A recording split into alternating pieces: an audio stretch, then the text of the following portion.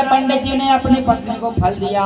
तस्याग्रहे समालोक्यम कलमे कहूँ तदत्राम इदम भक्ष्य पत्नित्वम तथा पुत्र भविष्यति। फल दिया और कहा कि हे देवी ये आम का फल ले लो और अपने यहाँ बढ़िया पुत्र होगा। अब धुंधली देवी बड़ी विचित्र पत्नी, उसके दिमाग में ऐसी बुद्धि, उसकी बुद्धि घूमने लगी और यह जाकर के गांव में निकल गए कि भैया अब तो हमारे यहाँ पुत्र हो जाएगा। अब तुम कैसे कहोगे कि हमारे पिता दुष्ट हो गए हैं। इधर धुंधली देवी के मन में नाना प्रकार के विचार चल रहे हैं कि भैया गर्भवासम समम दुखम न भूतो न भविष्यति। बोले ये फल हमने खा लिया और कहीं यदि हम गर्भवती हो गए और गर्भवती हो गए और हमारी नंद आएगी तो सारा सोना बटोर के ले जाएगी। अब उसके मन में ऐसी बातें चल रही हैं, कहीं हम गर्भ धारण करेंगे और हमारे घर में आग लग जाएगी तो हम भाग नहीं पाएंगे, हम मर जाएंगे। और कहीं हम गर्भ धारण करेंगे तो हमें खाने पीना हमारा बंद हो जाएगा, वो गुड़ के लड़ुआ कौन खाएगा, हमारे बस के नहीं है। इस प्रकार से नाना प्रकार की बातें उसके मन में चल रही थी। तो उसी समय पर उसकी एक सहेली आई। उसकी सहेली कौन है? एक वेश्या। उसकी सहेली आई जिसके कम से कम 10 पुत्र, 4 आगे चल रहे, 4 पीछे चल रहे, एक लटकाए है, एक को दूध पिला रही है और एक होने वाला है। कहा हे बहना, पता नहीं हमारे पंडित जी भोले वाले किसने ये आम का फल दे दिया। बताओ फल खाने से यदि पुत्र होता तो अभी तक तो ना जाने पुत्र हो जाते लोगों के यहाँ। बोले क्या बात है, क्या करना चाहती हो? तब वो वेश्या थी, उसको क्या वेश्या को काय से मतलब, धन से मतलब। उसने कहा कि एक काम करो, तुम्हारे पति तो भोले वाले माला रस जपना जानते, इसके अलावा कुछ जानते नहीं है। तुम एक काम करो, गर्भ धारण करने का नाटक करो और जब समय आएगा 2-4 महीने तक नौटंकी कर लो और जैसे हमारे यहाँ बालक होगा तुम उसको ले लेना और उसके बदले में हमें पैसे दे देना। इन दोनों ने आपस में सौदा कर लिया और कहा कि फल का क्या करना है। बोले ठीक है, चलो बाबा की बात को मान लेते हैं, पति की बात को मान लेते हैं। तो जो गाय बांझ थी उस गाय को वो फल खिला दिया। सजनों थोड़ा सा और समय बीता और जब समय बीता तो भगवान की कृपा से गाय के यहाँ भी एक सुंदर पुत्र का जन्म हुआ और इनने जैसे ही उस वेश्या के यहाँ पुत्र हुआ तो पुत्र होते ही अदला बदली कर ली और सारे नगर में डंडोरा हल्ला पिटवा दिया कि आत्मदेव के यहाँ बालक हो गया है, आत्मदेव के यहाँ बालक हो गया है। और गाय के यहाँ भी बालक हुआ है। मानस में लिखा है, क्या लिखा है मानस में? कि मोरे बचन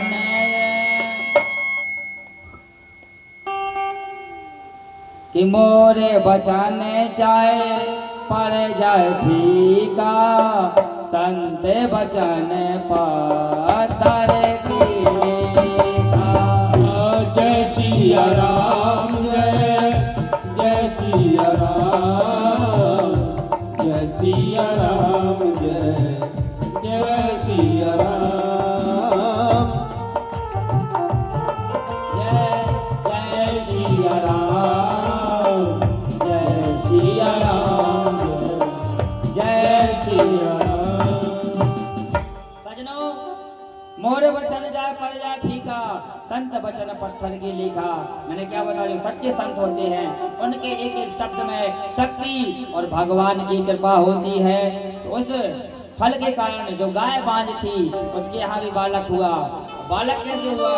हमारे जैसा हुआ, पर कान केवल गाय के जैसे हुए, बाकी संपूर्ण शरीर मनुष्य के जैसा हुआ। समय बीता, एक दिन पंडित आत्मदेव सोच रहे थे कि बताओ बुढ़ापे के हमारे यहाँ संतान हुई, क्यों ना इसका नामकरण संस्कार कर लिया जाए।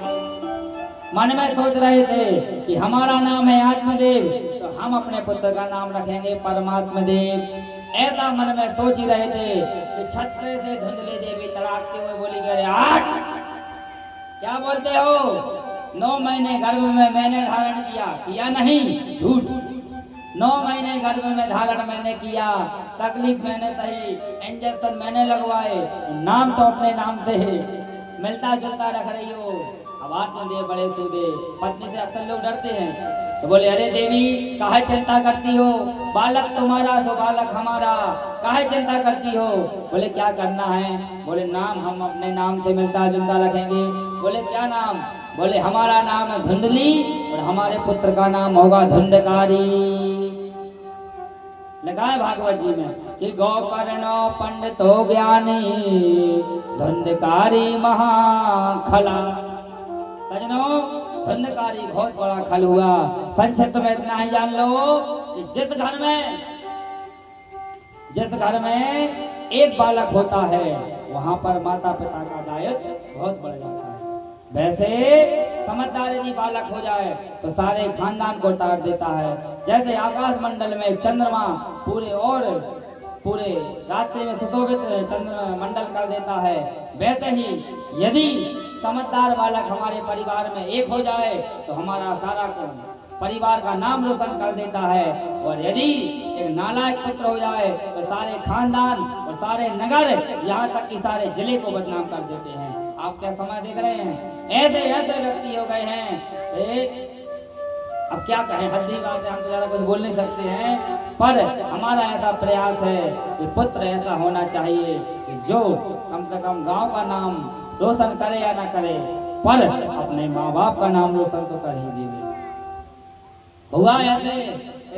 अब आत्मदेव जी से बड़ी गलती हो गई। आत्मदेव जी से गलती यह हो गई कि हमारे पास तो बहुत सारा धन है, चलो हो गई। एक बात है, हमारे यहाँ तो एक ही पुत्र है। हुआ क्या, ये धुंधकारी इनका कोई सगा बालक तो था नहीं। और उसने धीरे पहले कंचा खेलना चालू किया। कंचा खेलते खेलते उसने ताश के पत्ता खेलना चालू किया, और ताश के पत्ते खेलते खेलते वो जुआ खेलने लगा। और जुआ जब उसने खेला तो वो हारने लगा, पैसे हारने लगा, तो उसने फिर शराब पीना चालू कर दिया। और शराब पीते पीते फिर उसने मांस खाना चालू कर दिया।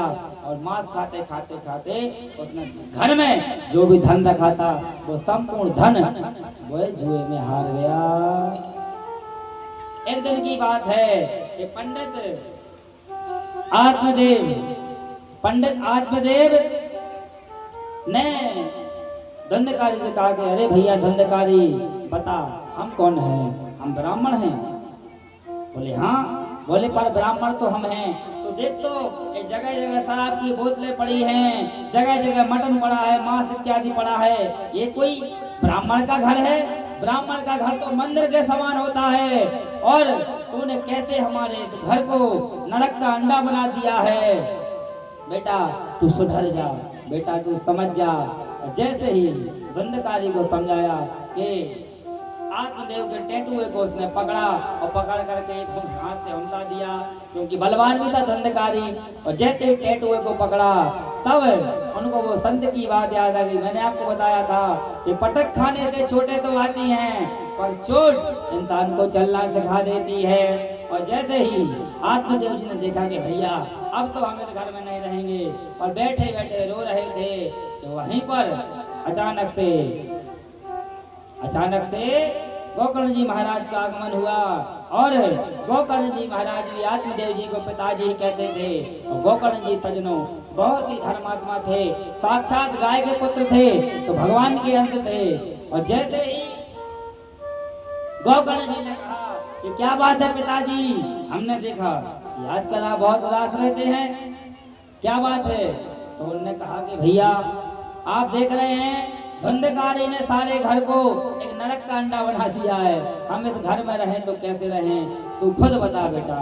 तब यहाँ पर धर्म का उपदेश गोकर्ण जी आत्मदेव जी को सुनाते हैं। लिखा है भागवत जी में कि धर्मम भजस्व सततम तज लोक धर्मान सेवस्य साधु पुरुषां जहि काम तृष्णा अन्यस्य दोष गुण चित्तम मासु मुक्ता सेवा कथा रसमहो नित्यराम पिबत्वम।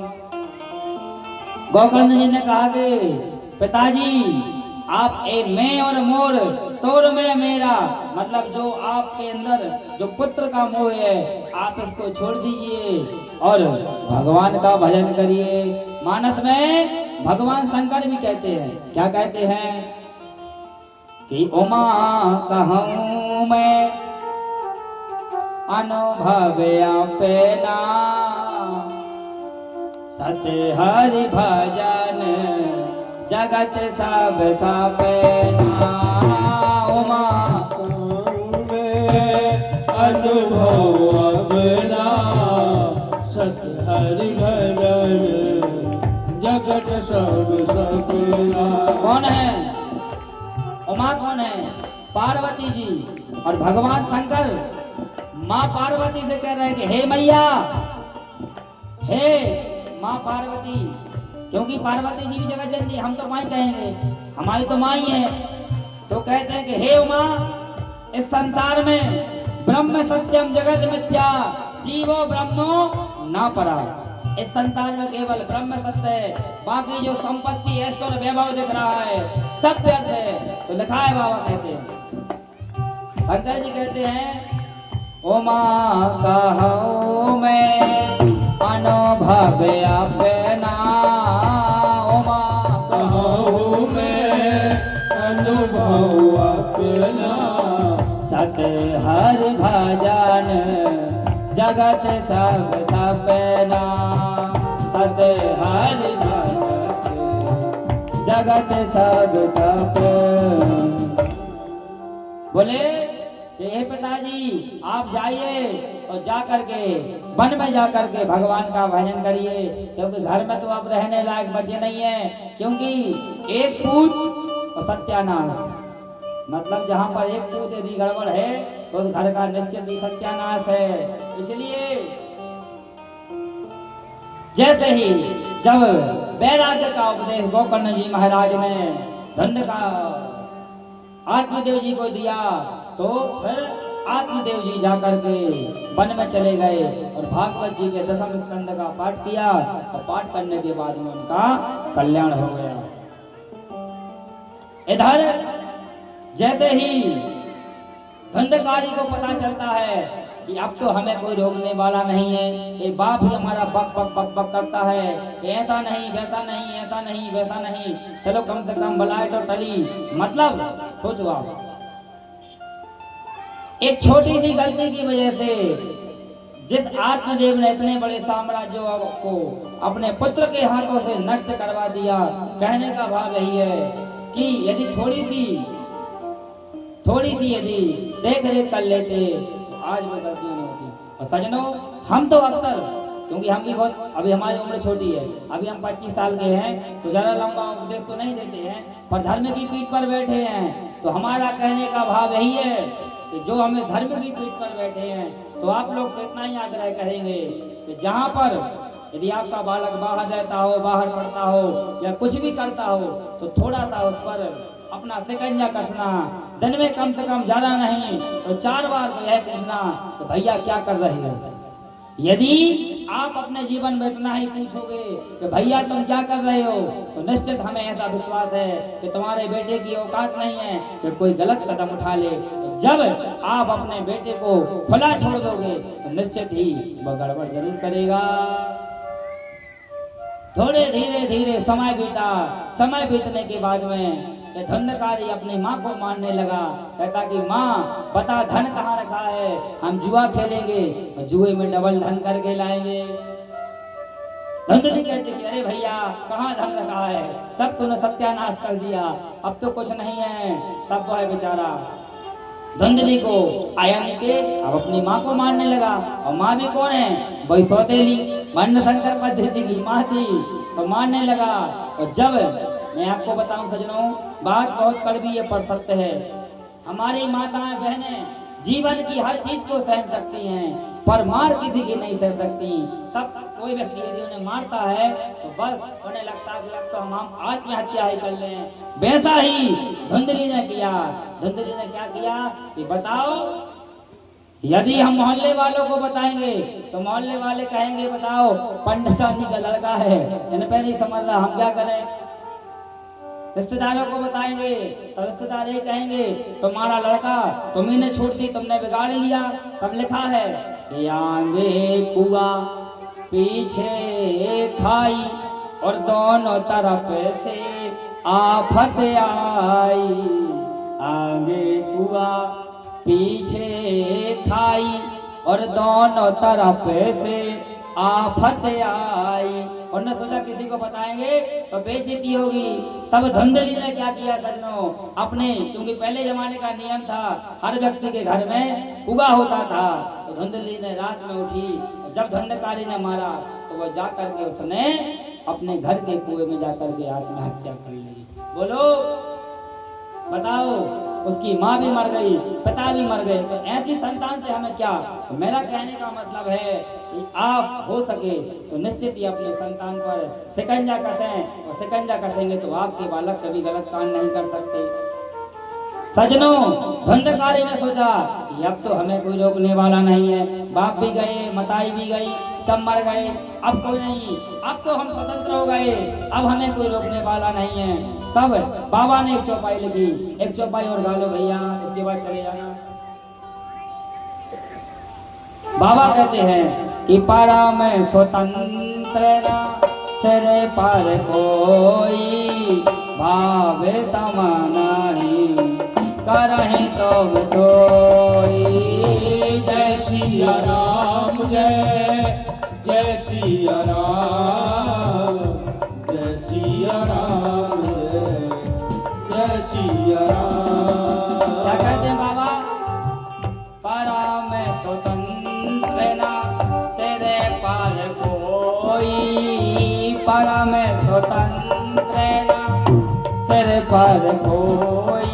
परम स्वतंत्र का मतलब क्या होता है कि अब हमें कोई रोकने टोकने वाला नहीं है। सिर पर मतलब ना बाप का साया रहा, ना बाप माता का साया रहा, अब तो हम स्वतंत्र हो गए।